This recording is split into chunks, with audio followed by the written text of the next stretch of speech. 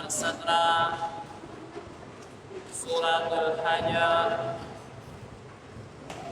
ayat number 77 Safa Mansur Jawanis. أعوذ بالله من الشيطان الرجيم. بسم الله الرحمن الرحيم. يا أيها الذين آمنوا اركعوا واسجدوا واعبدوا ربكم وافعلوا الخير لعلكم تفلحون. وجاهدوا في الله حق جهاده هو اجتباكم وما جعل عليكم في الدين من حرج ملة أبيكم إبراهيم وسماكم المسلمين من قبل وفي هذا ليكون الرسول شهيدا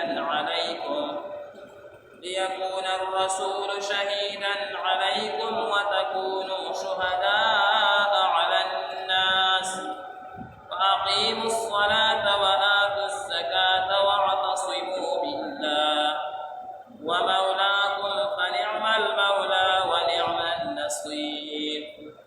صدق الله العظيم. بسم الله الرحمن الرحيم. يا أيها الذين آمنوا أرحبوا جدي إيمان رورده اركعوا ركوع كوي واسجدوا أو سجد كوي واعبدوا ربكم أو عبادة كوي تقبل ربا وافعلوا الخير أو كوي دنيكي كارنا لعلكم تفلحون لتعصوا نجاتكم وجاهدوا أو جهاد كوي لله الله بلاغتي حق جهادي وحق جهاد السلام واجتباكم دقور كريتاسو وما جعل عليكم أو نديك الله بتاسباني في الدين ندين بباركي من حرج ستنجي ملة أبيكم ملة استاسو دفتاري إبراهيم عليه السلام وسماكم الله نم إخدي تاستا المسلمين مسلمان من قبل الذين وراني وفي هذا أو بدي قرآن ليكون الرسول يشي نبي عليه السلام شهيدا عليكم قوام تاسو وتكونوا شهداء أو ييبتاسو قواها على الناس أخلقوا فأقيموا الصلاة واستقيموا ويكسرا وآتوا الزكاة واركوي زكاة واعتصموا بالله أو واستكفوا لسيد الله تعالى هو مولاكم هم حقاستا سوكار ساسدي فنعم المولى السمرخ آقادي ونعم النصير أو سمرخ مددكار. بسم الله الرحمن الرحيم. مذکورہ آیاتوں مبارکوں کے دمخجنی تمام سورة الحج اغا خلاصہ ذکر کی جدا سورة حج خلاصہ اغدادا یا اللہ تبارک و تعالی فرمائی تتاسو زمان دین اسلام او زمان کتاب دا قرآن المجید تاسو تابدار شد دې احکامات هغه تاسو ومنئ او دا احکامات تاسو ځان کې پیدا کړئ. اولنې آیت مبارکه یا ایها الذین آمنوا ارکعوا واسجدوا واعبدوا ربکم. الله فرمایي اے هغه خلکو چې چا ایمان راوړی دی تاسو رکوع او سجده کوئ، یعنی د مونځ غوندې اهم عبادت شروع کړئ نو تاسو ته به نور عبادات او بقایا دین به تاسو ته آسان شي. او واعبدوا ربکم خپل رب عبادت کوئ او د نیکۍ کارونه کوئ. دې سره به تاسو دنیا کې نجات مومئ او آخرت کې به تاسو کامیاب شئ.